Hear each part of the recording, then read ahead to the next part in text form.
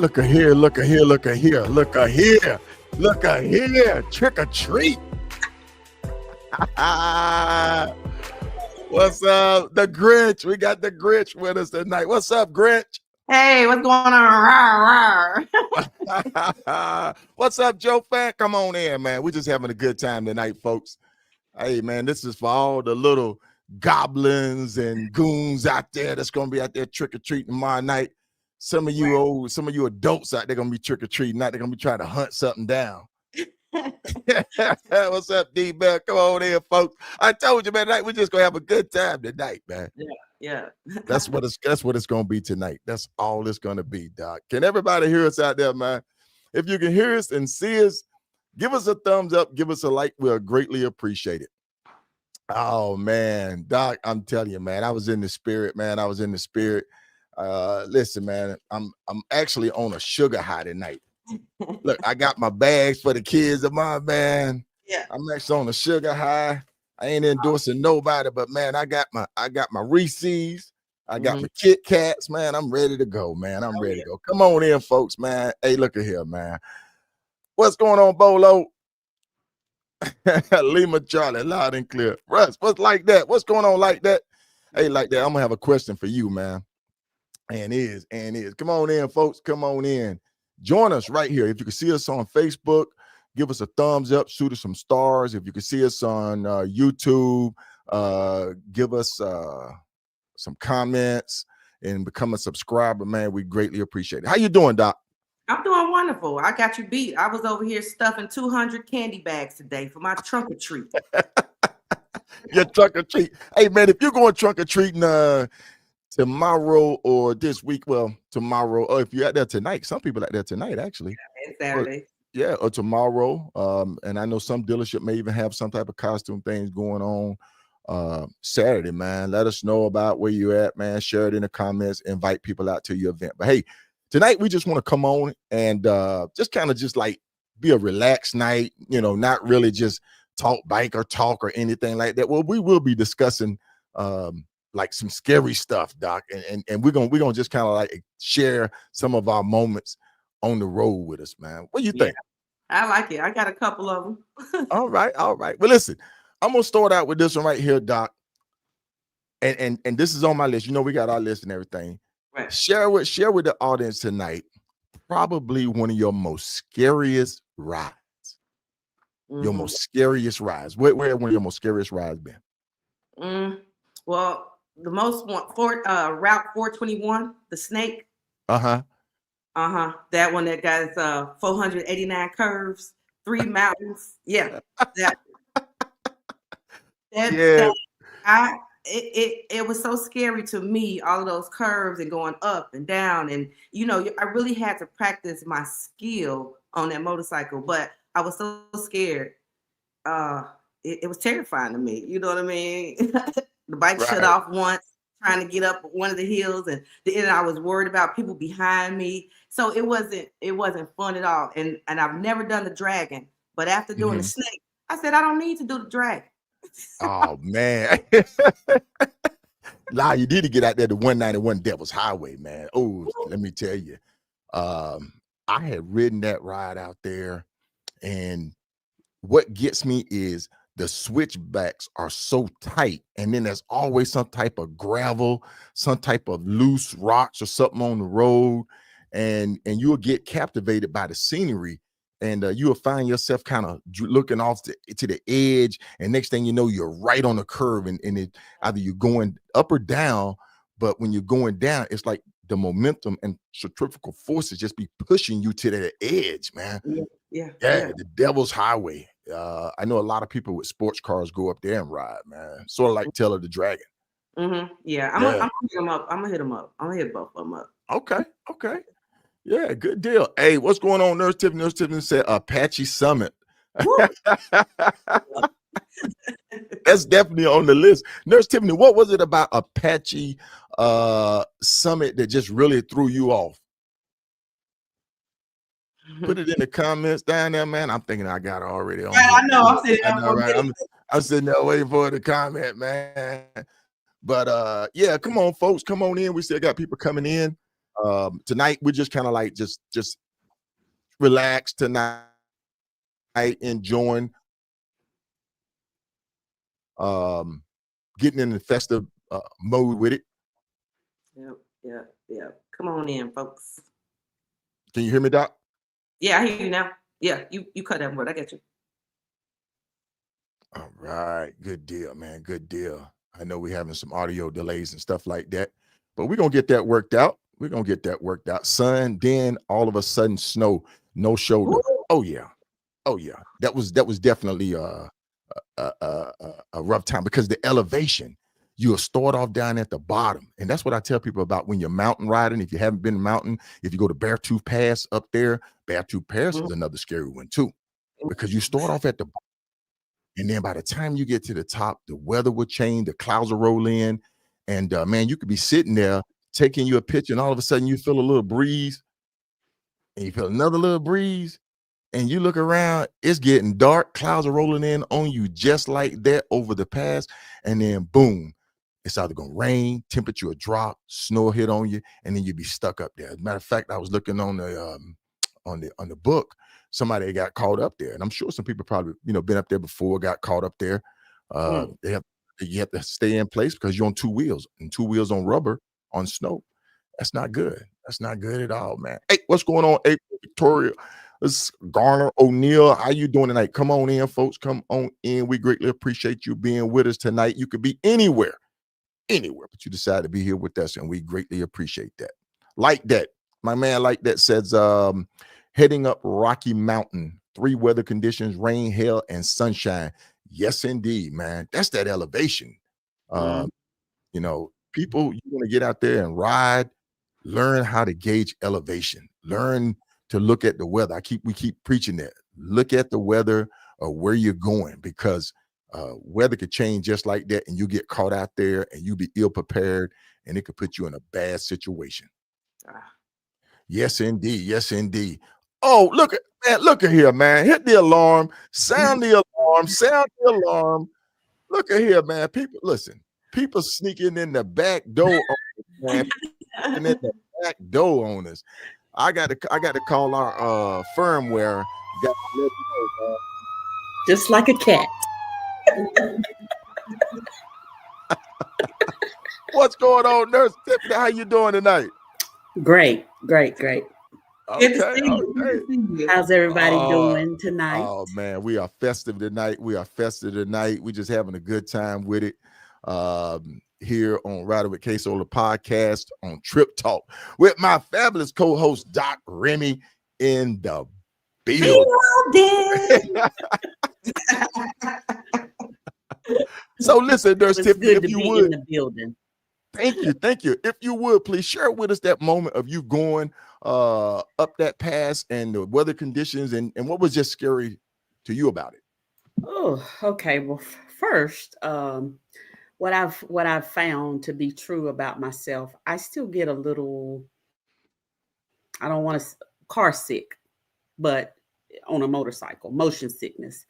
Not sure why, but I still feel that sometimes when I'm in the higher elevation. So that was kind of in the back of my mind already. So, as you go up, your ears are popping, and you're dealing with that and the equilibrium, all that kind of stuff. And then all of a sudden you start to experience heat, from the sun. It's pretty, it's good. Then all of a sudden it gets really, really dark, or it got really, really dark. I think we stopped at a gas station and changed gear. So I'm like, okay, I can do this. Then we got back on the bikes, riding a little bit more, and then all of a sudden it's snowing. Oh, wow. So I'm like, okay, what am I supposed to do? So anyway, kept riding. I was advised that it would change really quickly once we got over the pass. And then we got up to the top and had to got a picture of the sign, of course. And I remember we went past the sign and we had to turn around in this really narrow. I felt like the road was this narrow, so I had to turn around to get positioned to take a picture on the sign. Look down, and there's no shoulder, so it's like, okay. So anyway, got the picture, got the sign, and kept riding. And it did eventually open up, and the sky was beautiful again. So that was like really, really challenging. Yeah. I got a question. Okay. Okay. Any? Go ahead, Doc. So, did you continue on with that road because you were with someone, and if you were by yourself, would you have turned around and said, "No, I don't want to keep going"? Kind of, sort of. What I mean by that is there was no turning back because the road getting up there was just as bad. I mean, wouldn't have been any better. We were already up in the mountains. But yes, I had a definite strong motivator with me. So there's really no turning back. So, yeah, that sounds scary. Yeah. Oh man. Oh, be no buttercup. What in the world? Oh my goodness, man. Oh God. Hey, it was pretty scary though. It was pretty scary. A definite sense of accomplishment with that one. Now, my question is, what advice would you give someone who you would say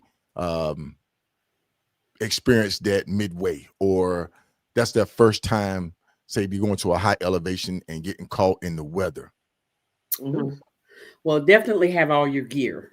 I had everything, just had to kind of stop and put it on. So definitely carry all your gear because you just never know. Next thing is, don't be afraid to stop and gather yourself. If you get kind of nervous or just kind of off kilter a little bit, just pull over, give yourself a minute, get something to drink, use the bathroom or whatever, and just kind of gather yourself and stay motivated. I've been riding a long time. I've ridden in the mountains before, and I knew what to do, how to control my bike and all that. So, and honestly, what really, really helped me and what helps me is learn to listen to your bike, because it will tell you what you need to do for the most part. And that helps me a lot when I'm up in the higher elevations, as far as gearing up, gearing down. You maybe have this fear of falling over if you're in the wrong gear or jerking or something, but just listen to your bike and it'll tell you what to do for the most part. Okay. Good deal. Yeah, indeed, man. Listen to your bike, folks. Listen to your bikes. Learn that point, that contact point. Learn the feel of the contact point with the road and your bike. You can know when your bike a little squimmage, or and then also when you're angling. I think that's the biggest one, when you're going around a sharp curve, how to not look into it, but kind of like look ahead of it to kind of like see where you're gonna go with it. That way you're not drifting into off the curb. Yeah, learning that apex. And I cheated a little bit. I was watching the person in front of me.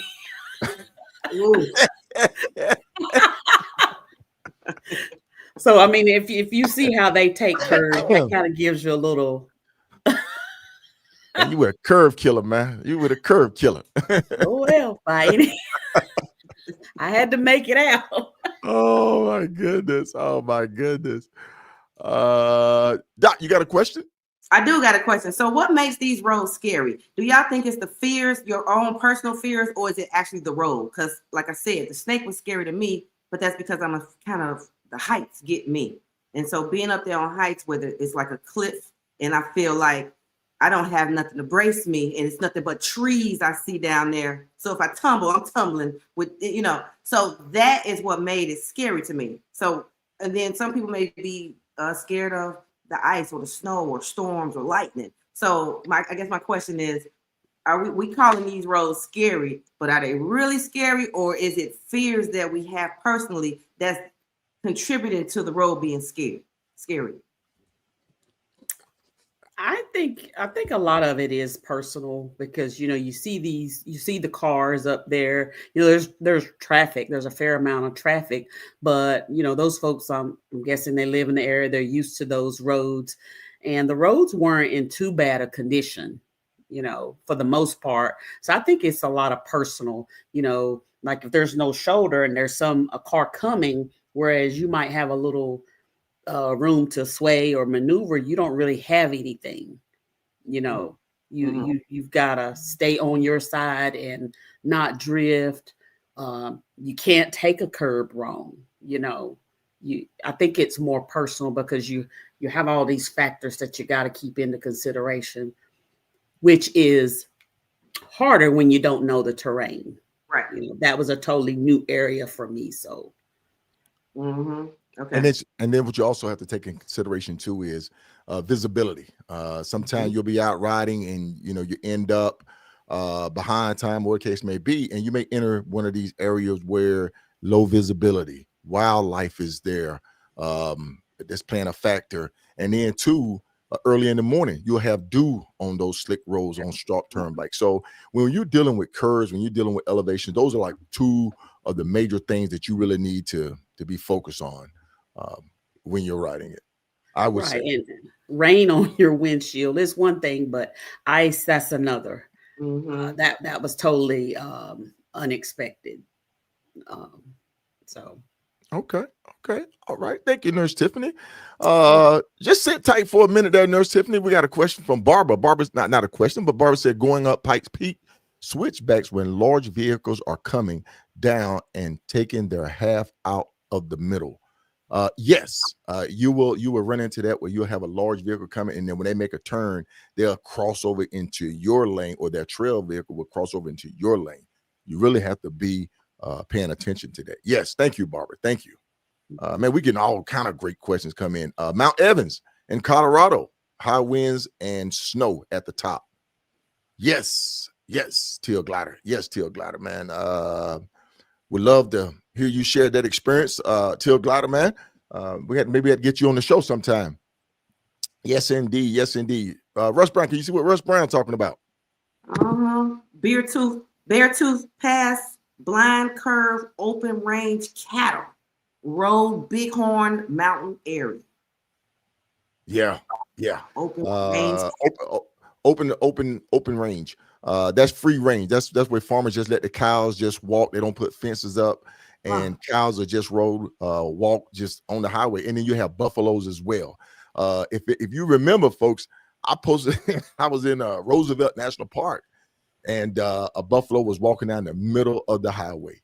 And I got off my bike, man. I said, you know what? You can have it. It's yours. I don't be bucking with buffalo. So I got off my bike and I stood back. Like, if you charge me, I'm jumping behind this bike in this barrier. I'm not going to be on television with my pants ripped down around my ankle, running, scuffling because a buffalo done took me out. And then you have bighorns. They do the same thing. They free range out there. They be hopping from mountain to mountains out there. Yeah, man, blind spot. Come on in, folks. Thank you for joining us tonight. If you have some scary moments on the highway, share them with us. If you want to come on and talk about it on the show, inbox me, man. We'll shoot you the link, bring you in the studio, and you can share your scariest highway moments with us. Because tonight we're just relax mode. As you can see by our screen, man, we're just letting our hair down tonight. My Beijing is out, so I had to hit you with that Beijing. You showed that picture, all that black. I said, "Oh, your barber dyed you up real good, didn't he?" Hey, man, that was years ago. That was about 10 years ago, before the worration had kicked in. But yeah, though, man, all them scary roads that made you. That's what it was. I'm telling you, man, this long distance stuff ages you. I mean, and another one that I found myself being a victim to is the long blink. And we don't talk about it because it's kind of like taboo, but folks know and recognize the signs of a long blink. A long blink is when you don't remember the last 3, 4, 5, 10 miles behind you. You don't remember passing something, and you have to orientate yourself to say, where am I? Looking around you. You may have been riding thinking that you was conscious, but you may have been just below that level of unconsciousness riding, and just your skills, your instinct may have just kept the bike on the road, or you find yourself drifting left to right, crossing left, right or center, left to center, or you just about to hit the rumble strip on side of the road, man. That's some scary stuff. Yeah. Have either of y'all want to experience rumble strips on the highway? Yes. I tend to the end. I tend end to end, going across the desert. And you got the factors like the time change. It starts getting dark at like 5 in the evenings, and you kind of lose concept of what time it is, just because you're going through different zones, different times of the day, and before you know it, it's dark. And anybody knows that your body works on a biological clock anyway. It may not necessarily be time for you to go to bed, but you may feel a little more less alert during the evenings. Yeah. So it's easy to do. It's very easy to do. Mm-hmm. I've definitely experienced it, Nurse Tiffany. Yeah. I opened my eyes and I said, did I just fall asleep? Like, oh my God. Yeah. I keep the bike up. And what was also scary to me, during I-10, or just going across country, I'll say in general, when the roadkill starts to change. So it's like, okay, what kind of animal was that? Should I be looking for that? What is that? What was that? Yeah. So that's a definitely, because I'm used to deer, maybe a cat or a dog or something, but none of that stuff that goes on out west. Mm-hmm. Mm-hmm. Yeah. I thought something. Yeah. Good deal. Hey, what's going on, Piper? How you doing, man? Come on in. Go ahead, Doc.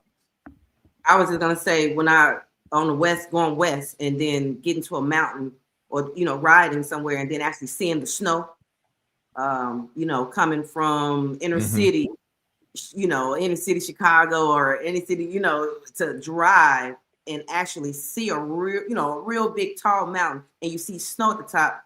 It wasn't scary, but it was like I was driving like, wow, and I had to really catch myself, like, you gonna pull over, or you gonna gawk at the mountain and the snow up there, so. Right. Yeah, indeed. Joe and Bev says Highway 45 bridge between Paducah, Kentucky and Brookport, Illinois. Ooh, bridges. Talking about bridges. I know some people, what is that in Louisiana? That long stretch of bridge down there. Some people are just totally afraid to cross it. It takes you out to the ocean and bring you back. I can't remember the name. If you remember the name of it, hit us in the comment with the name of that bridge down there. I think it's Louisiana. Man, it's a scary one. What's going on, Callie? Good deal, man. Enjoyed the show, Callie. Enjoyed the show. Boots, how you doing? Boots, come on in. What's going on, Pippin? The Chesapeake Bay Bridge. Chesapeake Bay. Now that's scary. I'm not even gonna lie. That's a scary one. Hey, Reef, look at Reef. Reef talking about that Reef. one in camp. Hey, Reef, check your inbox, man. Check your inbox. Oh my goodness. I'm gonna tell you, Reef and I have had some crazy moments together. Late nights together, man. It's wild. It's wild.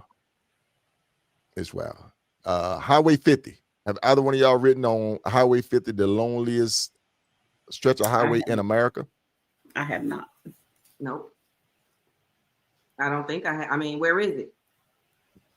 No, oh, it runs all the way from Ocean City, Maryland, all the way to California. The Lake loneliest highway. Pontchartrain is the one in Louisiana. Yep, Yeah. yep. Lake Pontchartrain. There you go. Yeah. That's a nice stretch of highway, man. But when you get out there in Nevada, when you get out there, it is nothing. It is absolutely nothing. And I encourage people, if you're going to get out there and ride it, because it's on like best 15 highways for SCMA. I know the Hog, the Harley Davidson Harley Owner Group, when they do the Ride 365 and all that, they have it up there as one of their rides, attraction rides. So best 15 rides across the country. So yeah, definitely, man, definitely. Yep, it was 10 years ago. She's talking about that picture. D Bell said never heard of a long blink before. Yeah, D Bell, you heard of it, but you might have called it something else. You called it a long blink. Bike jerk. What's going on? What's going on? Who is this right here? Okay, so Calical said Deborah Cobbins, Ortega. Wow. See, okay. Is that I a don't know what road? that is. Is that a No, I don't. Deborah I don't know if that's a Combs? road. No, I think that's somebody's name. Sounds scary. Road dropping. Yeah. Yes, indeed. Yes, indeed. Come on in, folks. We're trying to catch up on the comments here. Can you read that one? Can anybody see that one? I can't see it. Yeah, I got it. That's Boots Portland. She said, I think the scariest was coming home from LA through the Shasta, and it was snow, and I was on my Fat Boy. It was pitch black, and we were all going. I was frozen before my heated gear. So before she had heated. Yeah. Mount Shasta out there in California, man. NoCal. That'll definitely get you too. And you'll start down in Redding, California. The weather be hot down there. You keep running west, and man, as you're going up, it's gonna start getting colder and colder and colder. So by the time you get up to Mount Shasta, man, you're gonna be up there in some snow. Probably about 2 years ago, I think I was doing the SMA Triple Crown. I was doing no. Yeah. For the Grand Slam. That's when I got caught out there and I laid the bike down in snow because I was riding down the road and all of a sudden there was snow. They hadn't cleared the road. And I tried to take the tire tracks on the road, and of course, like I say, rubber and wet snow don't mix, and the bike went down. Luckily, it went down in snow, but I was able to get it back up and get myself back out of there. But man, I tell you, that was a rough one. Mount Shasta back on the backside. Pecos, Texas. How's Pecos scary? Well, that I learned later because I looked it up. It was just so amazing. So it's down in a valley. And the time we were going through there, it was like really early in the morning. And the fog was so, oh gosh. Once we got down in the valley, there was no way. So we actually pulled over at a gas station and just waited till daylight. Oh gosh. It was bad. And I'm like, okay, where are we? And so it was Pecos, Texas. Texas. They got them big boots out there in Pecos, Texas. Got the causeway. Anybody else out there ridden the causeway? Russell Brown said the causeway is a scary one. Yes, indeed. I'm writing them down though. Write them down, man. Write them down. And we got some interstate that need to be on that list too. Shit, 95 is a scary stretch of highway. 40. 40 years. Oh, I've been tested so much. I'm telling you, man. I'm telling you. You better get ready. Man. East on 40. Oh man, I tell you. That one was totally unexpected because I-40, I'm very familiar with. It runs right through my hometown. So I just had no clue how different it would be going out Wait a there. minute, wait a minute, wait a minute, wait a minute. We got another security breach. Hold on, hold on. Who's that in the back door? Who's in the back door? What's going on with it, my What's brother? up, good people? What's up?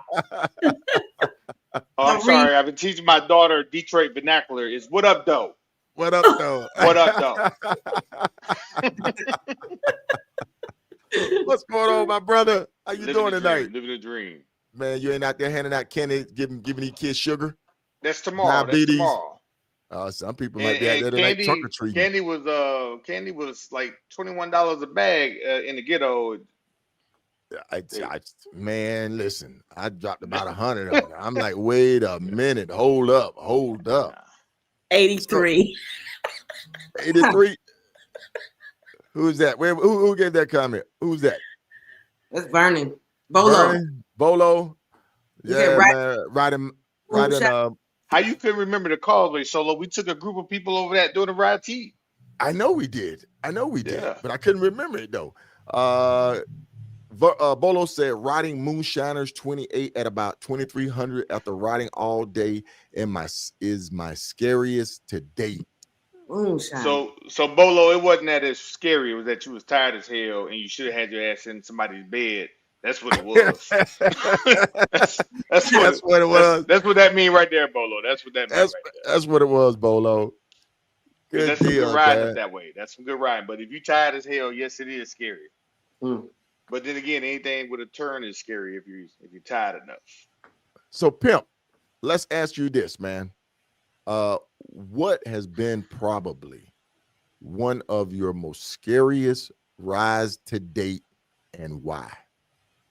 So back when I lived in Cali, I want to say I wasn't on a sport bike. Before I knew about Oatman and the donkeys, I was doing Tour of Honor in California, and that led me through Oatman at night. So if you hadn't been to Oatman during the day, you definitely don't want to go at night. The road it's called a sidewinder, but it's a bunch of turns and twisties, and the road is crumbling underneath you. It's literally tearing up. And then along with the road, you got donkeys all up and down the road. And then with donkeys, you got donkey patties all in the road. Was not the business. I didn't know about Oatman. I didn't know the history of Oatman before I went. I was doing the Tour of Honor. And it took me through Oatman, and I was like, what in the hell? And I didn't think I was going to make it. And then leaving Oatman wasn't no better because the donkeys still are out there. And then I was going toward Topak, which there's nothing out there. Like, you got no phone signal. You got donkeys all in a row. It was just horrible. And it was cold as shit. That was not the business. Not the business. So now a lot of people doing Route 66 as part of the route, and I say, hey, you want to make sure you do that during the day, and even though they do it during the day, they still call me like, man, I'd never do that road again if I don't have to, because it's quite the road. Now I enjoy going down there and hanging out with the donkeys, especially during the day. They got good ice cream and all that, but that road is still, again, it's crumbling, especially if you're riding west into Oatman, you're along the bank of the road, and it's no shit. The road is crumbling. Like, you can feel the road crumbling under your tires, and you spin out on it, and then you got the donkey patties. It's just not the place to be at night. Just not the place to be. Then other than that, it's just been some high roads and with a lot of snow. Independence Pass. Yeah. And Sunny Bell said Independent Pass at night. This is Independence Pass. What was scary about it for you, Sunny? What was the most scariest part about it? Was it the openness? Was it the drop off? Was it the elevation? I guess it'd be part of the animals. Oh man. Hey, Tia Gladys said scariest is Atlanta during rush hour. Oh my God. I'm gonna tell you right now, hold on, because I'm gonna give you a true statement, a true round of applause. That's probably the police on 285 up there in Atlanta. But when you talk about when you talk about no speed, when you talk about people literally doing 100 miles an hour on a loop on a beltway, go to Atlanta. Well, you Go know, to in Atlanta, that Atlanta. they had the road gave in, and that motorcyclist died a few years ago during the middle of the day. The road collapsed. A Mm. sinkhole. Yep, a sinkhole in Mhm. Atlanta during the middle of the Mhm. day, rush hour. It was crazy, and the motorcyclist lost his life because of that Atlanta. Yeah, I find the problem. I had a She accident, said probably area. one of my first major accident, getting on 285, and the individual in front of me hit brakes.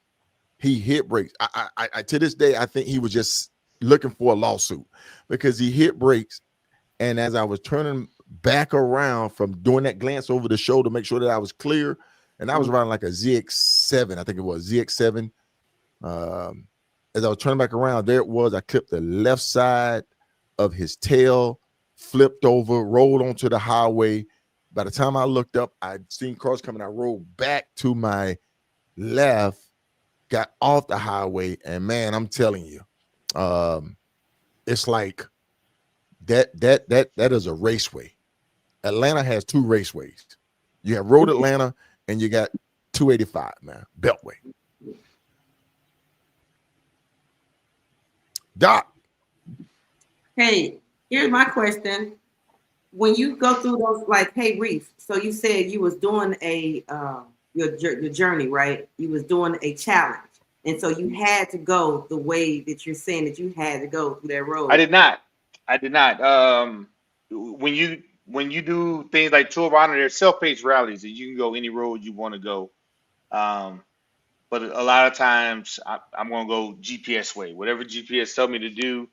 Um, Especially if it's someplace I hadn't been, and that it was probably the first year I rode California like that, um, and the surrounding area. So I was literally all weekend long. I was out and I was just gone, and it was a lot of back roads that I had never been on. Again, I didn't know what Oatman was at that point in time. So it was just a lot of fun roads, and that's what I love about. That's why I do all those different challenges: Ride to Eat Across America, Tour of Honor, which I'm glad it's coming back next year. Um, Iron butt rides, different, not the ones that standard people do. Shit like me and Solo do that gets you off the main road. It's Mhm. because you get to see a lot of different roads. And when I saw the title of the show for the night, I was like, man, that we can need more than one show for that because we done been on some roads that I'm like,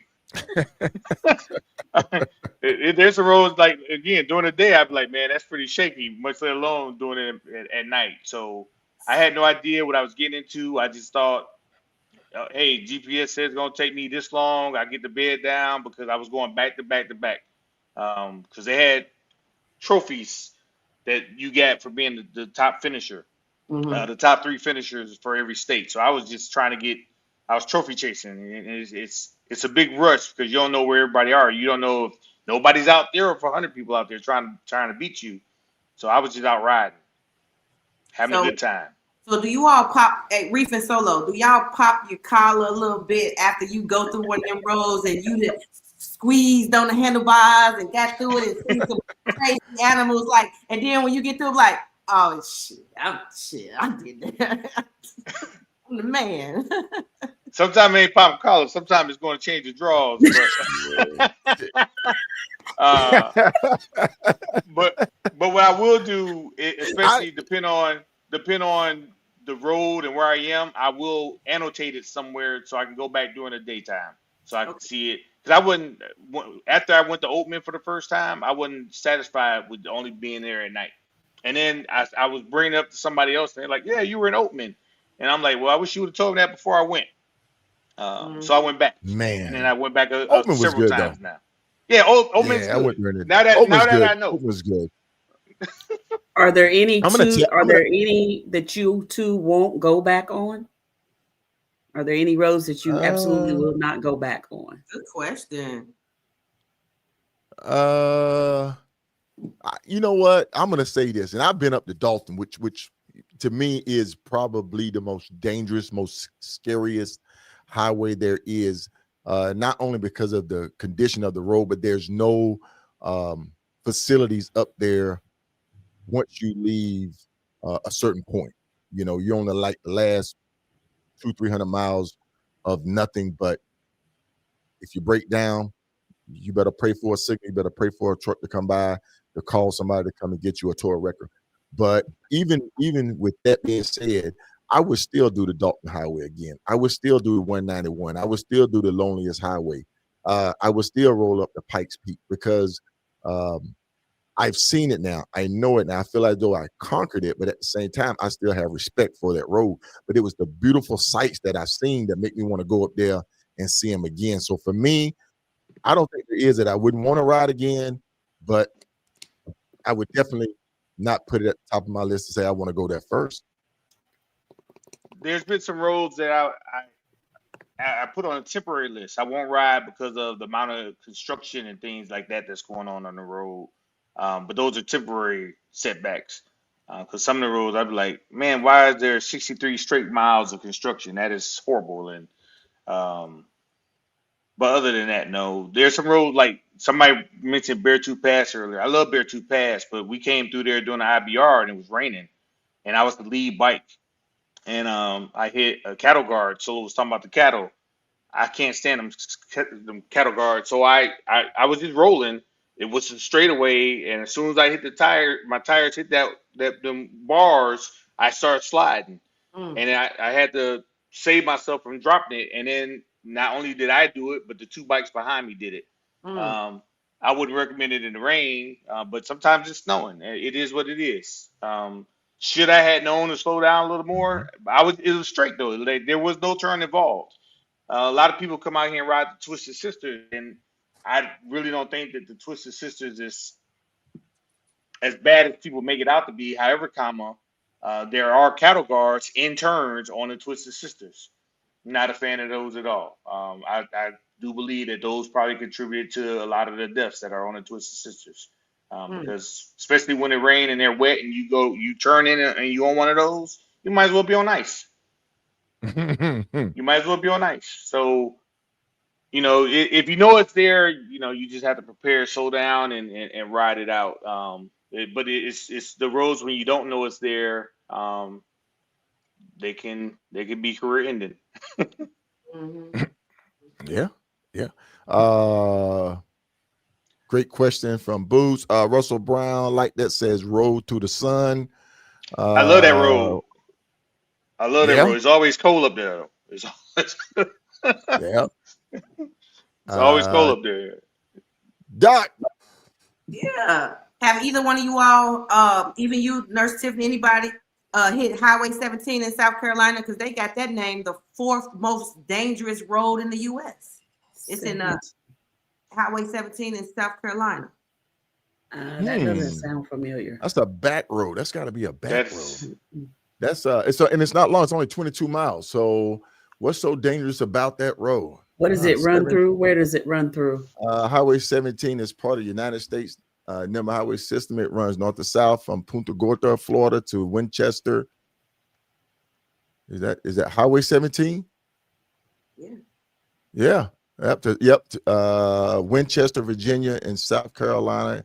It's 220. That's the road to take you to Georgetown. I don't know why. Myrtle Beach. Yes. I wonder if it's because it runs through Myrtle Beach, because they say 17 goes through Myrtle Beach. So my first ex-wife was from Georgetown. I've ridden that road a bunch of times. I don't know why. You don't know why? I don't. It's stupid. I don't. Other than that, I don't know why it would be. Oh God, bro! I wonder if it's because it runs through Myrtle Beach. That's scary through Myrtle Beach. Well, I mean, because of all the, the wrecks and stuff during rallies and stuff. Okay. Other than that, I can't think of a. I mean, it's a But beautiful yeah, ride. I mean, 17 that it takes runs you, through Myrtle Beach. yeah, it takes you to Okay. Merle's Inlet. It's some good food on Yeah, that road. I Mm-hmm, can tell you mm-hmm. that. Yep. yeah. It We said it hit has that. a reputation for deadly crashes, particularly along the stretch near Charleston. Yeah, I can see you running away from Charleston because that's hood. But I think it's probably a two lane that cuts through the cities, and then it runs back out, and then it runs next to the coast. So Okay. inlet, in Yes. the inlet. I'm sorry, the inlet. So 17. Yep, that's on the list too. All right, man. So you just never know on your back roads. That's still some of your back roads that's pretty dangerous. Yeah, you get anything on the back road. Yeah, Tomatoes yeah. fall off a truck. Onions fall off the truck. Freaking and bees Yeah, bees. man. Yeah. Oh my God. If anybody been stung by a bee where you've been riding, put it in the comment, man, because I hate Yeah. it. Where they Bunch get of me is times. my shirt will come open. I'm trying to catch some air, and a bee will go up in there. A bee going down my I had shirt one in in my my cheek helmet. pad. Oh, yeah, in my cheek pad. Cheek pad. I had Oh one. I man. felt it before I was wearing suits. I went through a swarm of them by Blythe, California. There's this Uh-huh. road that it's a rocky road out by Blythe. It's famous for people in California. It's not really. It will throw you off the bike though. It's like riding a bull. But anyway, I went through a swarm of bees and I felt one hit my knee. And then next thing I know, my neck was stinging. It was hurting bad, so I had to pull over. No head, just the ass of the bee is twitching, and the stinger was in my neck. I was like, Pumping, man, I hope I'm not allergic. That was my first bee sting. pumping Oh, I'm playing. that venom in you. Yeah, that bee venom. some Benadryl took it out. Benadryl and some tweezers got the sting out, and I kept on moving. Nurse Tiffany, Yes. what would you recommend for insect bites, carrying with you, something you have like in your first aid kit? There is a such thing. I don't have one handy. I always got something close by, but there is a such thing as it's in a little pack like this. It's called insect bite. Yeah. Okay. Okay. And it's sort of like a just wipe that you can just put in like your kit bag or something like that, and then just Comes in a little pack, and they have spray, Yeah, they got the spray, and then they got some that come in a little and they got pack the like little this. cream. You Yeah. got a green screen up. We can't see that pack, darling. and move it a little bit back, a little bit back. And you There just you go. clean the area. If you can see the stinger, you just pick it out and She said clean area. You forgot we motorcyclists. That shit gonna be what it is. And you put some. Lick it. some of us carry these things. Clean the area. Some of us carry these things. Oh man. Some of us carry these things. So Be careful with Benadryl cream though, because it can still be absorbed systemically. So you don't want to get too much. Let's just say, for instance, you use cream for now, and later on you take a Benadryl by mouth. You can still get too much. So just be careful with things like that. Yeah. okay. Oh man. So now I know we got a lot of I-10 to the end riders on here that be watching, that tune in. Which portion would you say is the scariest on I-10? Mississippi, Louisiana, which talking to me? portion of it? Anybody. I mean, we've all ridden I-10. We know there's some bad roads out there. The roads are just terrible, man. But between Ozona and Fort Stockton, only because of the animals Yes. and the gas. Ozona and Fort Stockton between there. But other than that, Houston, LA like traffic in LA. Yeah, like that says going through Houston. That's gridlock, man. If you time that right, that's gridlock. Living in Texas, I know that if you got DV plates, or if you ain't scared of the toll man, if you jump in the toll lane, you normally move pretty good, even during the worst part, because the people in Houston don't want to pay the toll. So if you jump on the toll lane, even in rush hour traffic in Houston, you normally pretty good. Okay. You normally pretty good as long as you're going straight through. Now, if you gotta do something else around the area, then it's a whole nother story. But Lane splitting is kind of scary. your results may Uh, vary, folks. Your results may vary, but to some people, I can see that. I can see that. I remember when we took Big Day the first time he lane split. They got Yeah. his ooh, they we were had his doing the highway rap. We were pegs doing the down rap and 40 everything. out. We were doing the rap 48, man. Big brother Dave was like, kick back, like, whoa, you better get them pegs up, man. He's like, y'all was moving, so I was going. I'm moving with y'all. Yeah. Yeah, good. Hey, man, we just want to welcome everybody for tuning in. We're just having a light night tonight, Yeah, Joe getting ready Kennedy. for the festivities, and we're talking about some of the scariest roads of America. We're talking about some of our scariest riding incidents and stuff like that. So if you got any hair-raising moments, any scary rides, anything like that, shoot them in a comment, and we'll address it and just kind of pick our brains and see if we've ridden it. I'm sure we've ridden it and just kind of share our experience with it. Doc? Let me see if y'all hit this one. The U.S. Route 2 in Montana. It say U.S. Route 2. It says it's particularly dangerous. It maintains a 70 miles per hour speed through the mountainous roads, but it's in Montana. So Montana used to did not have a speed limit. They only went to a speed limit to get federal funding to fix their roads. Wow. So um, Interesting. two. I don't know if I rode the two. Let me find it and I tell you Montana is where I hit open. my first deer at. Yes. And a week before I hit the deer, a girl hit a horse. Yeah. It says the reasons include long transportation times for ambulances to get crash victims to hospitals in an average of 80 minutes. Ooh. Dang on. Man, Hannah too. Oh, yeah, Let's that see. is at the top. Through Malta, and yes, it's just, it, Ooh, that's ugly. That is ugly. yeah. I didn't write all of this, but I have been up there. Yeah. Folks, I'm gonna tell you right now, if you're going out to Montana, make sure you do your work because it looks a little rough out there. We roll major highways due to doing the IBR, doing the SMA Best 15, but you'll enjoy it though. Speed limit now 80 miles an hour. Thank you, Carol. Thank you. Oh man, we just want to welcome everybody tonight. We're gonna do probably about one or two more highways, Doc, and then we're gonna shut this thing down. Okay. So hit us with another one. Hit another one. Okay, I got you. They got the $1 Million Highway on here. I've never ridden that one, but it's on the list for the scariest dangerous road. So again, it's the mountain. There's a bunch of nice curves, switchbacks, and it's no guardrails, none of the fanfare to make you think, man, I want to go ride this road. And then animals are out during the middle of the day. It's not just deer. Mm-hmm. Yeah. Solo, what road was that we was on in the damn?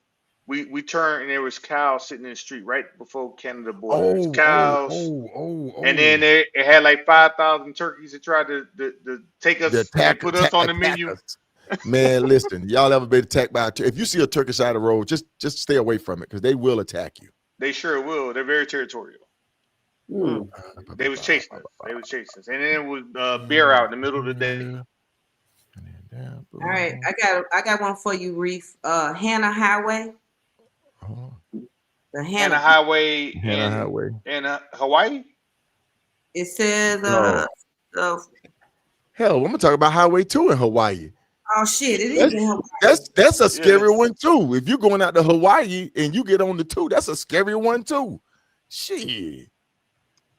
Don't get it twisted. You going to Hawaii, folks, and you want to do a saddle sore up there where you're going to do a great big old X, you can best believe there's going to be a time during the day where it's going to be gridlock. It's beautiful riding. It's beautiful scenery. Was the 2, the 3, And the 1. and the That's 1. it. That's it. H1, And then there's some back roads that go by the pineapple Too farm slow. and stuff like that, but they Yeah. don't go all the way around. There is no road that goes all the way around the island. Yeah.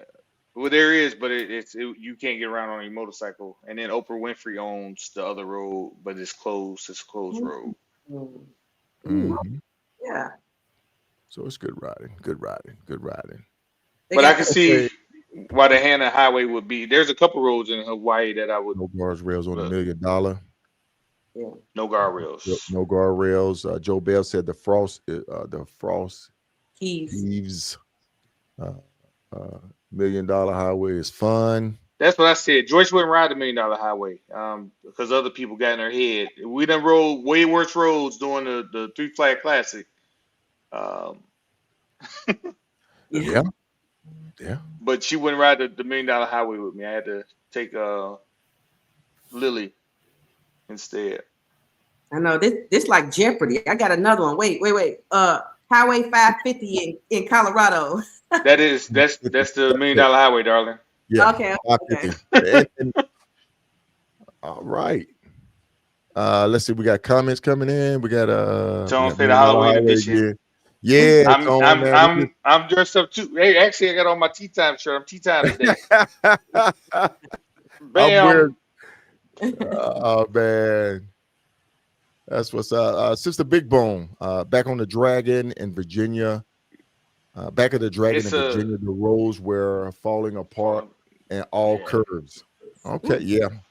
I think they're doing some construction up there now.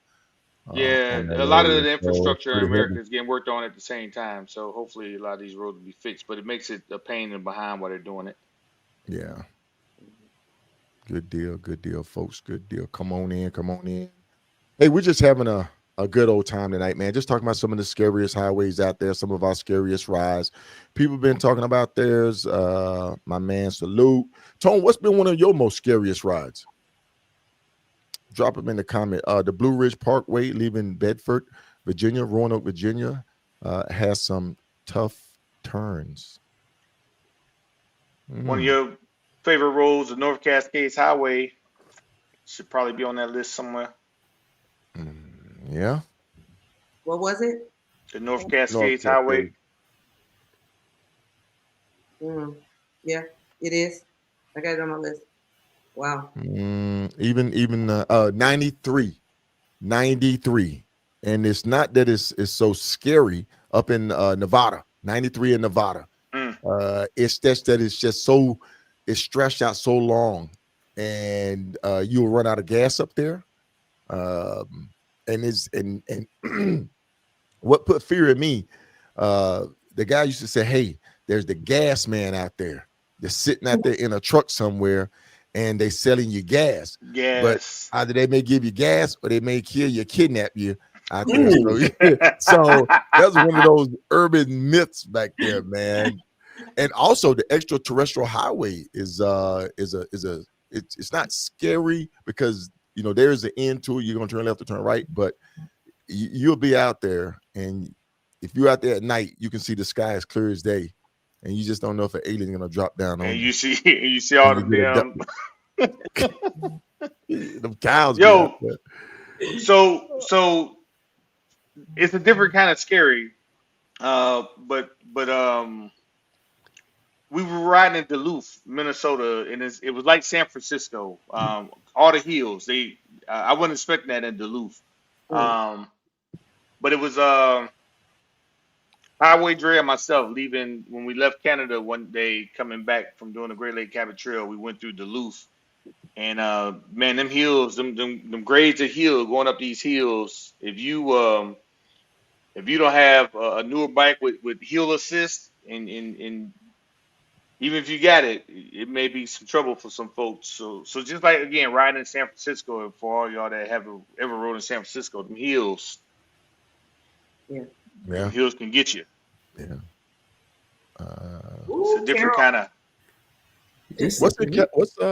What is that in California that's been closed forever? Is it 70, 71? Oh, that was a 70. 70. The 70's been closed. It's a good ride, but there's a It's lot open of now. drop-off. Oh, it is open? It's Okay. open now. Yeah, it opened up right after we did the 3 flag classes last year. Yep. It was been closed due to a lot of forest fires that they were having up there, so only the local residents could ride up. But Highway 70 is one of California's best 15. There's a lot of turns. You won't have a phone signal back up in there. It's beautiful riding, but it's just it's kind of scary because riding without a signal, if you have a breakdown, you're at the mercy of whoever come along that's willing to help you. And like I say, you might be like the gas man out there. It might be able to come to give you a hand or take a hand.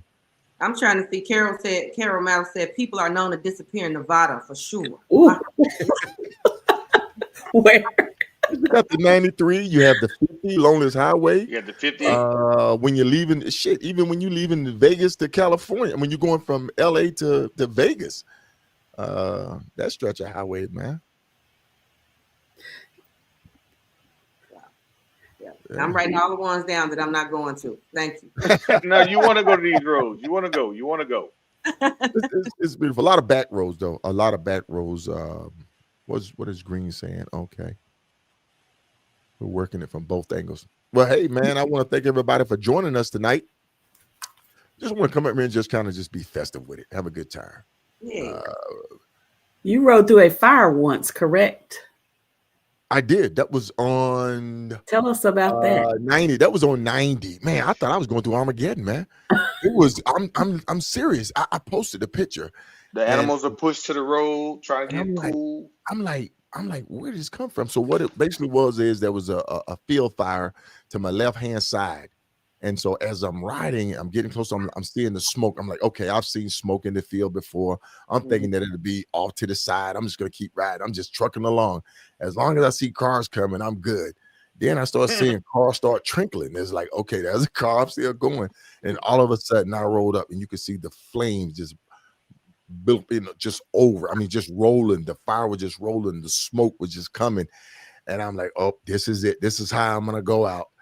And I said, man, just my luck. Just my luck. But that was probably one of my most scariest rides on 90, though, leaving Spokane, heading to Seattle. Yeah. And let me guess, you just rolled through it just like the. Oh, yeah. Oh, yeah, man. Oh, yeah. Well, do the option is sit there and burn up, or you ride through it? I'll do like this in the middle of the street. I got to turn around. Try to turn it around. So like I'm going back. Oh my goodness. Oh my goodness. The route we took through Arizona last year would probably be interesting at night. Yes, D-Bell.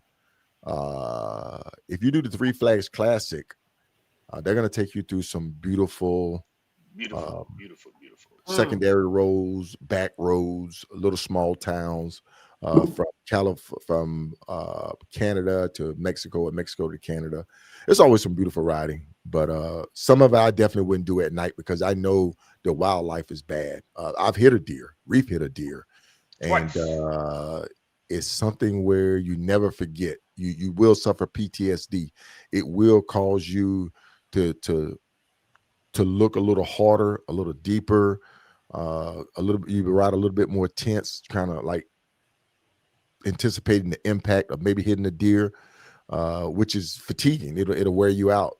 It'll wear you out. If you hit a deer before, just drop in a comment. I hit it, man. Been there. You can relate to it. Russell Brown. Can somebody read Russell Brown comment? Can they see it? Yep. Go ahead. North Rim Grand Canyon fires this year. Animals on side of the road from Jacob Lake to Navajo Bridge. Yeah, they say the fires will always push the animals to the road because it's cooler on the road. And then it's the smoke be thick as all get back. It's not a pleasant sight. Yeah. Sometimes it can get pretty rough out there. Custer State Park. If you're scared of animals, you'll see some everything in Custer State Park. Mm. The backside of Mount Everest, Needles. Needles Highway, yeah. Needles Highway is a good one. Not necessarily super scary, but when you go through the tunnel, when you're riding with big mountains to your left and to your right, real thin pass and shoots, and even some of Route 1. Route 1 that leads from Fort Kent, Maine, all the way down to Key West. We did the top to bottom ride. It has some choke points on it, where it's pretty bad, pretty scary up there. And then too, up in Maine, the way they do the construction up there, they were just pulling the tar off and leaving it dirt roads and stuff like that. It can get hairy. I know somebody who actually was pulling inside the road up in Maine, and his bike just decided to take a dirt nap. He rides an Indian. He rides an Indian. Honestly, they don't call no name Reef, but his bike decided to take a dirt nap. So as I'm looking up, he said, "Hey, fool!" He just fell over all by itself. Yeah. I'm like, bro, why you pull off like that? But yeah, have fun with it. Good deal. Thank you, everybody, for joining us tonight, man. We're gonna go around the horn and kind of like get ready to wrap this show up tonight. We've just been talking about some of the scariest roads in America, also up in Canada, also up at. Oh, did we even talk about Canada? Because even the Cabot Trail is not really scary. It's a good ride. But I will say this: the what is the Alpine Highway? The Alpine Highway up in Canada, folks. If you never experienced riding super long distance without seeing nothing but fields for a whole tank of gas, nothing but fields to your left and right, go ride the Alpine up in Canada, man. It's nothing. But hey, it's a good ride. Oh, and then also going to Angel Inlet. Angel Inlet is about 20-some miles of dirt and gravel road. Depending on the weather condition up there, if it just rains, it's going to be pretty soupy up there, pretty bad. It's improved. It's still dirt road. As far as I know, it haven't been paved yet. So that's another one. I don't think it ever will be. Yeah. Yeah. So if you're going to Angel Inlet, get ready for that. It's going to be a hairy ride for you. I want to go there. We're going to go around the horn and kind of get ready to shut this thing down. Nurse Tiffany, final words. Just thanks for letting me join y'all. It's been fun. Yeah. Be safe, everybody. Enjoy. Stay motivated. We will stay safe out there. All right, Nurse Tiffany, thank you very much, and look forward to having you back on this show. All right, what's going up, C1? Take care, Nurse Tiffany. All right, Big Pimpin', what you got for us, man? What you got for us? Give us some recommendations. Everybody always call it Reef. Where I want to go, Reef. Man, it's like we always stress. There's a lot of good roads out there. A lot of good riding. Piper's been blasting all her HD roads that she's been riding and all the coins she got.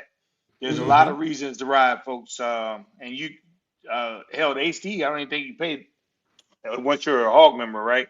Yeah. So just get out there and explore. Get to riding these roads, and if you got fears, some people are scared of bridges. I don't know how you can ride a motorcycle if you're scared of bridges. Those back roads, man. Those back roads. Yeah, it's even bridges on some of them back roads though. But you like covered bridges too, right? I love covered bridges. Yeah. I love covered bridges. Normally on one side of the covered bridge is nice and easy to get to. The other side is not so much. But some of the covered bridges, especially if you're going past the bridge, I like the ones especially that you can ride on, because all of them you can't ride on anymore. But the ones you can ride on, I normally make a video going through it and take some nice pictures, and it's some good riding. It's a good time. So just enjoy it, have fun with it.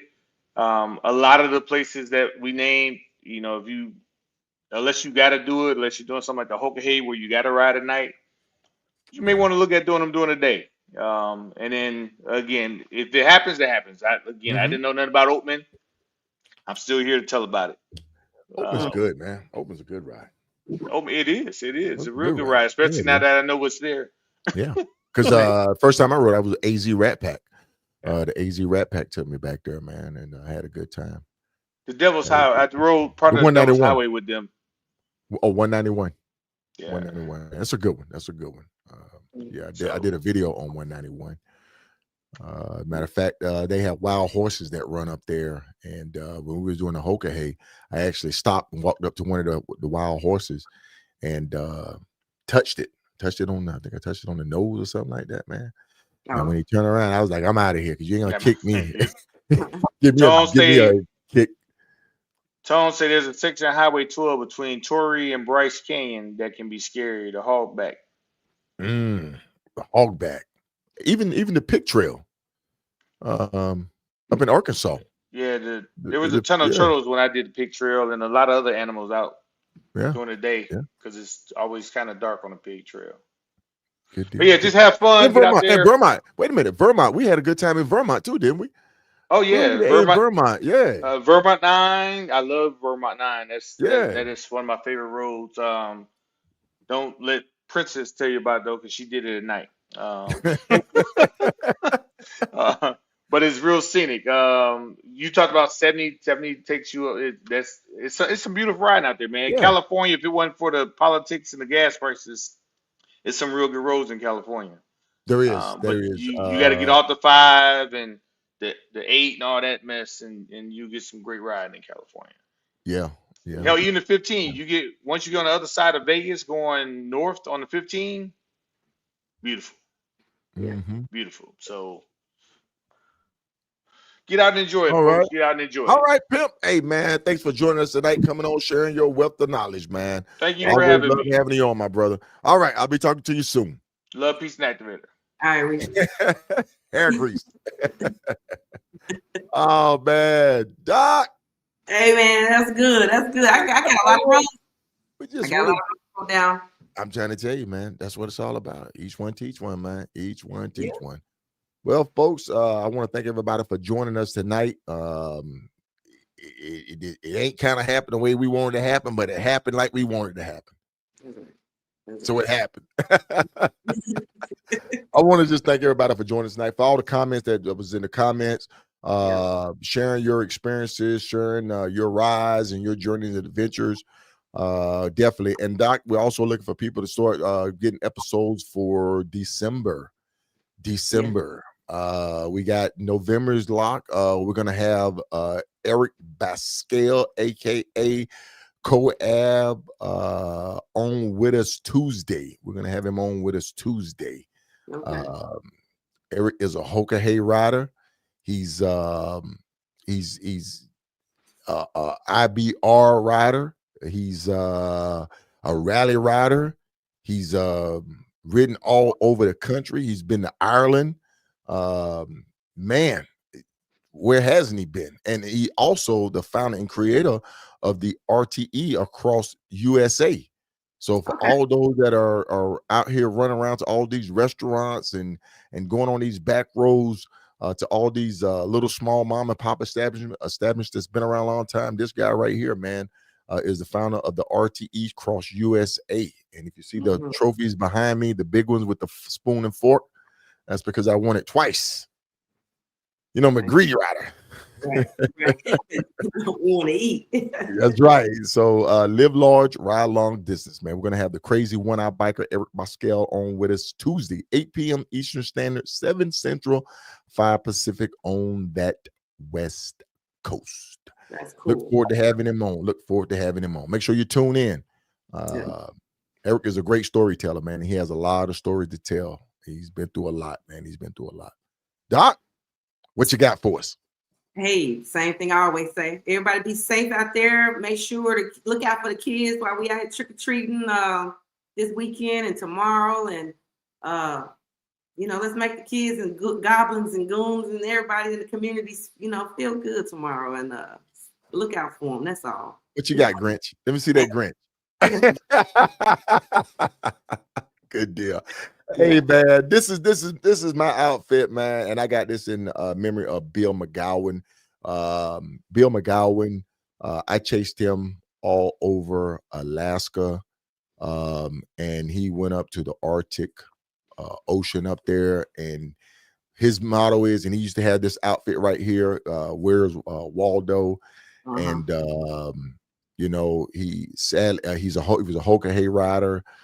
Finished the Hoka, but then sadly, he passed away back, and I actually rode through Mexico, Reef and I, along with our brother Todd Moreland, who sadly passed away during the Hokahay. So that's why I wear my Waldo outfit, man. That's the reason why I got it on, not just because Waldo's wear solo, but because of Bill McGowan. And I just want to thank him. I just want to share that. So listen, Doc, we're gonna get up out of here. You know who we got coming on Tuesday.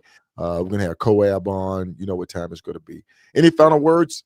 Nope. Good night, everybody. All right. Well, look, Doc, you take care, and we'll be seeing y'all. And remember what I say: aspire to inspire. If you do that, you'll definitely be legendary. All right, folks. Y'all have a good night.